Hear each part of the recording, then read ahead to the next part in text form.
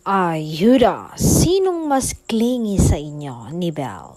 Yan ang naging tanong ko kay Donnie at tawang-tawa siya sa naging tanong ko. Say niya, haaminin ko, ako kasi my love language is physical touch.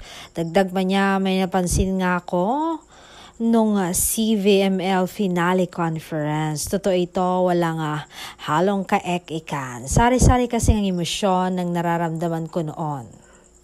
Kinakabahan, malungkot kasi malapit nang matapos ang aming teleserye. Naiiyak din at masaya dahil naging successful ang teleserye, pero pag hawak ko ng mga kamay niya, napapakalma niya ako. Kaya napakahalaga niya sa akin. Iba yung effect ni Belle sa akin.